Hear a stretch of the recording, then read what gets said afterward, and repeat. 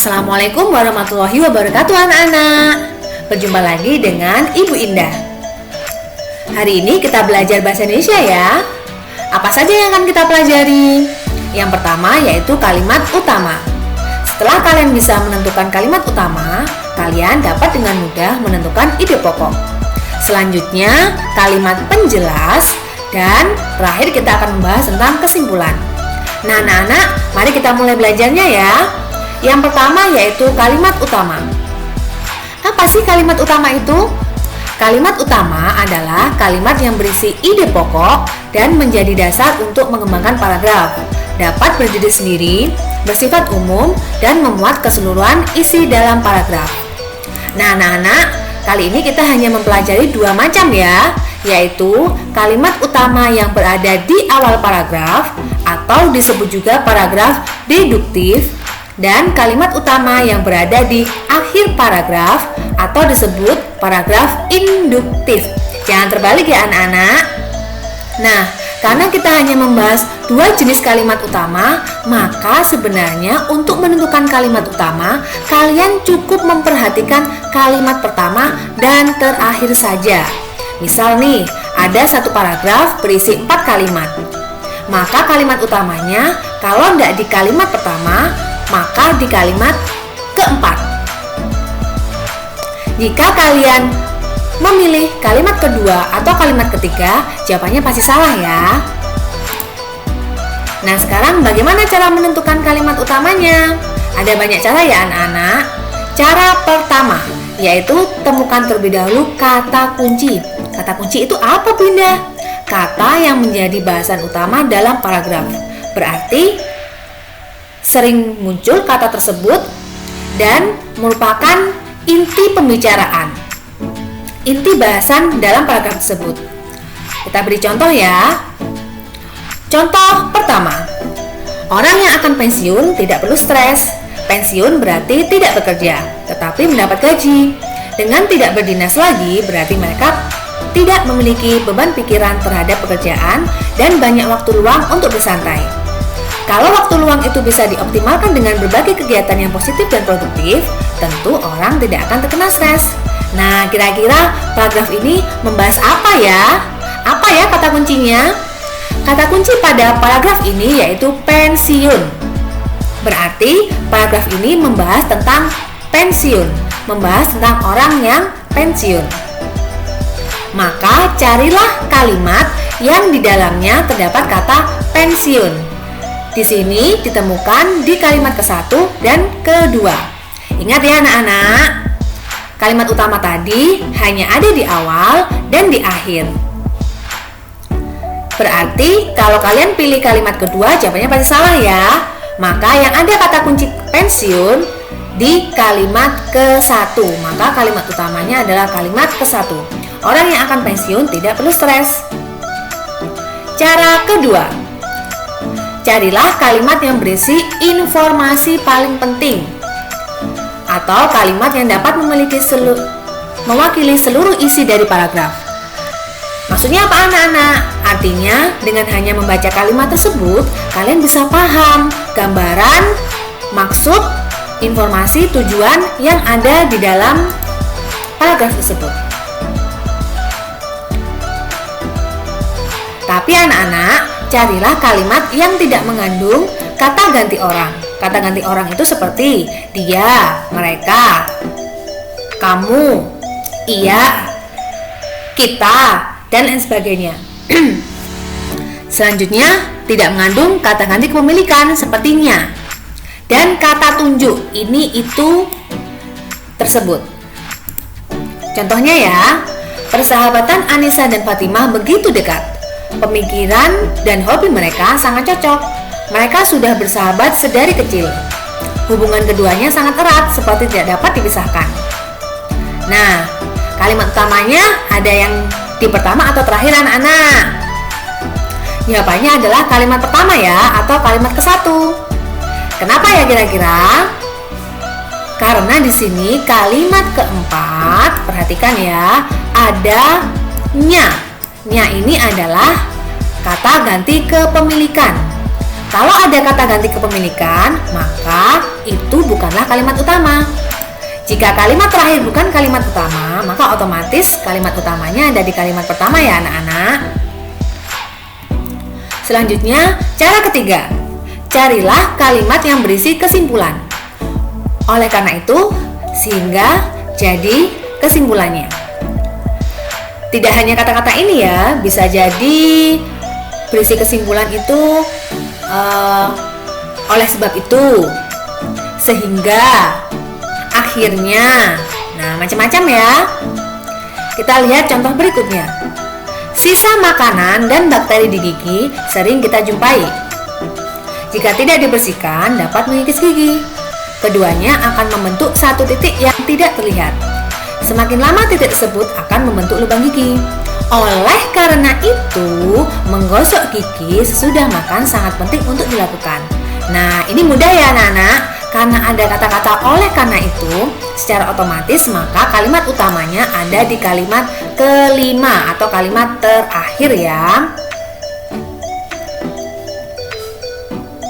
Nah, setelah kalian bisa menentukan kalimat utama, sekarang kita belajar ide pokok ya anak-anak. Apa sih ide pokok itu? Ide pokok nama lainnya adalah pokok pikiran, gagasan pokok, gagasan utama. Jadi kalau ada soal yang memberikan istilah seperti ini, kalian jangan bingung ya anak-anak, karena intinya adalah sama, yaitu ide pokok. Ide pokok adalah masalah utama yang dibahas dalam suatu paragraf.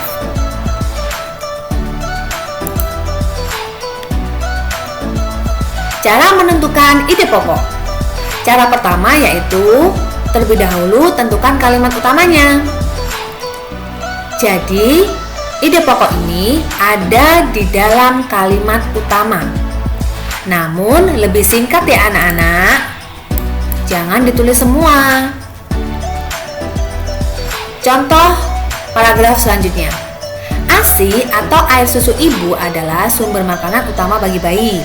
ASI mengandung banyak nutrisi penting bagi bayi. ASI mengandung asam amino yang diperlukan untuk proses tumbuh kembang otak bayi. Selain itu, ASI mengandung zat untuk kekebalan tubuh bayi. Kalimat utamanya adalah kalimat pertama. ASI atau air susu ibu adalah sumber makanan utama bagi bayi. Ingat ya anak-anak, menentukan kalimat utama itu harus satu kalimat full sampai titik, jangan dipotong ya.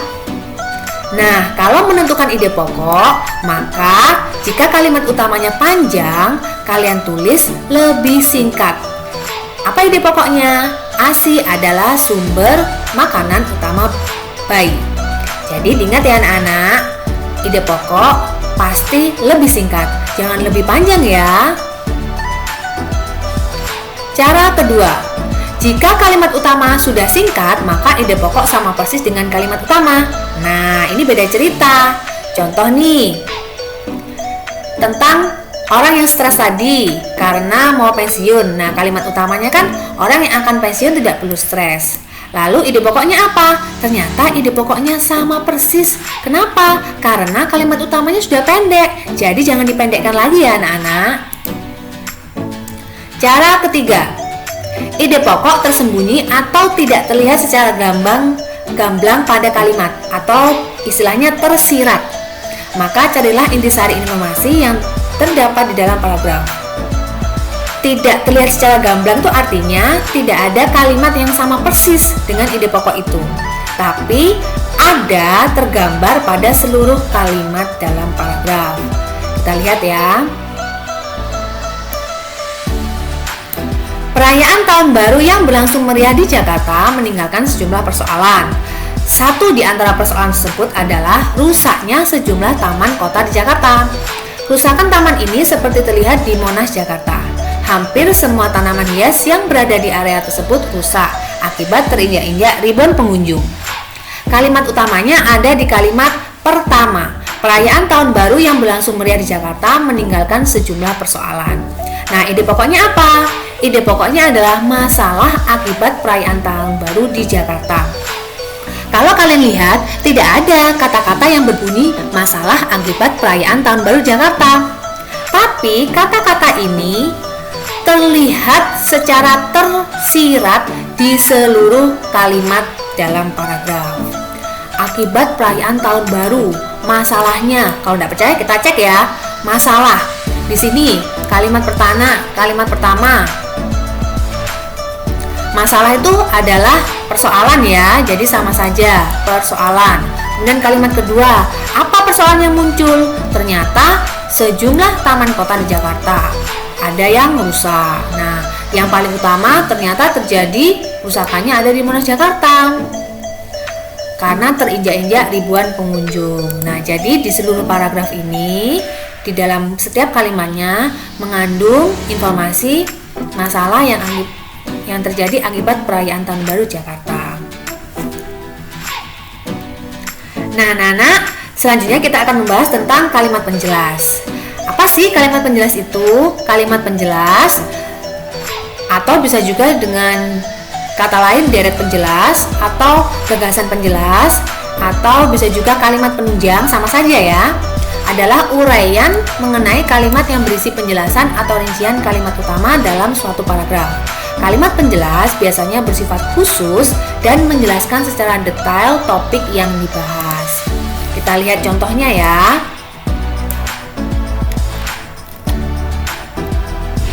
Seperti ini. Ini adalah contoh paragraf yang pertama tadi. Di sini adalah kalimat utamanya ada di awal kalimat. Di kalimat ke-1. Berarti kalimat penjelasnya yang mana? Kalimat penjelasnya adalah kalimat kedua, ketiga, dan keempat. Wah, semua ya Bu Indah? Iya anak-anak. Kalau kalimatnya sampai ke-6 ya sudah, berarti kalimat kedua sampai ke-6. Ini gampang sekali ya untuk kalimat penjelas. Kita coba lagi. Nah, ini contoh paragraf yang ketiga. Di sini kalimat utamanya adalah kalimat kelima. Maka kalimat penjelasnya yang mana anak-anak? Kalimat penjelasnya yaitu kalimat ke-1, kedua, ketiga, dan keempat. Paham ya anak-anak? Nah, selanjutnya kita ke materi terakhir ya, yaitu kesimpulan. Kalau tadi ide pokok itu lebih singkat, di sini kesimpulan bisa lebih panjang ya. Sekarang, bagaimana cara menentukan kesimpulan? Kesimpulan atau simpulan sama saja ya. Cara pertama, langsung mengambil kesimpulan di akhir paragraf. Ini yang paling gampang ya. Cara yang paling gampang. Dengan mencari kata kunci, jadi, oleh karena itu, kesimpulannya, akhirnya, sehingga, maka. Pokoknya, kata kunci yang berhubungan dengan kesimpulan. Kita lihat contohnya ya anak-anak. Salah satu jenis coklat adalah kompon coklat. Coklat ini memiliki rasa manis dan harganya juga cukup murah. Selain itu, proses pembuatannya juga termasuk mudah. Jadi, tak heran kalau kompon coklat termasuk coklat yang sering dan banyak dikonsumsi. Nah, di sini mudah ya anak-anak. Ada kata kunci jadi. Otomatis kesimpulannya adalah jadi tak heran kalau kompon coklat termasuk coklat yang sering dan banyak dikonsumsi. Nah, selanjutnya adalah cara kedua. Cara kedua yaitu menentukan kesimpulan yang ada di dalam kalimat utama. Berarti di sini kalian tentukan dulu kalimat utamanya yang mana. Setelah itu baru dapat dicari kesimpulannya. Contoh, semua orang pasti memahami bahwa olahraga sangat penting bagi tubuh. Dengan berolahraga, kita dapat terhindar dari berbagai macam penyakit. Para wanita pun tidak perlu berusaha payah diet, karena dengan olahraga yang teratur dapat membuat tubuh menjadi ideal. Selain itu, olahraga juga dapat menjauhkan kita dari stres. Nah, di sini terlihat ya, kalimat utamanya adalah kalimat yang pertama. Semua orang pasti memahami bahwa olahraga sangat penting bagi tubuh. Lalu kesimpulannya apa anak-anak? Kesimpulannya, olahraga sangat penting bagi tubuh. Cara yang ketiga. Kesimpulannya dapat dicari dari informasi yang saling terhubung. Artinya, tidak ada kalimat yang sama persis dengan kesimpulannya. Contohnya, Soto adalah makanan khas Indonesia yang sudah terkenal sampai ke luar negeri. Bumbu khas rempah yang hanya ada dalam komposisi masakan Indonesia menjadi daya tarik menu ini. Selain itu, bahan serta cara membuatnya pun tidak sulit. Beberapa warung makan bahkan menjadikannya menu wajib yang harus ada di buku menu mereka. Oleh sebab itu, makanan khas dengan kuahnya yang berwarna kuning ini menjadi favorit lidah masyarakat Indonesia. Nah, kesimpulannya apa anak-anak? Ingat ya, di sini ada kata kunci soto. Nah, kemudian ada kata kunci favorit. Berarti kesimpulannya adalah soto masakan favorit masyarakat Indonesia. Anak-anak, sebenarnya dalam menentukan ide pokok dan kesimpulan tuh hampir sama ya. Tadi kesimpulan juga begitu. Ada yang tadi ide pokok juga begitu. Ada yang tidak tertulis secara gamblang. Tidak ada kalimat yang sama persis. Nah, kesimpulan pun juga gitu, karena merupakan kumpulan informasi yang saling terhubung. Kemudian, kesamaan yang kedua, tadi ide pokok juga bisa dicari dengan kata kunci jadi. Oleh karena itu, kesimpulannya akhirnya sehingga maka. Nah, kesimpulan pun juga demikian, bisa dicari dengan kata kunci ini. Loh Bu, berarti kesimpulan bisa sama dengan ide pokok. Kesimpulan itu berbeda dengan ide pokok, tapi memang dalam beberapa paragraf ada yang kesimpulannya sama persis dengan ide pokok. Karena ide pokok sendiri adalah intisari dari sebuah paragraf. Begitu juga dengan kesimpulan. Hanya bedanya kalau ide pokok sangatlah singkat. Sedangkan kesimpulan bisa berupa satu kalimat yang lebih panjang. Nah, anak-anak sudah paham ya untuk materi kali ini? Saatnya sekarang mengerjakan tugas. Semangat belajar di rumah ya anak-anak. Jangan lupa untuk tetap terus jaga kesehatan. Wassalamualaikum warahmatullahi wabarakatuh.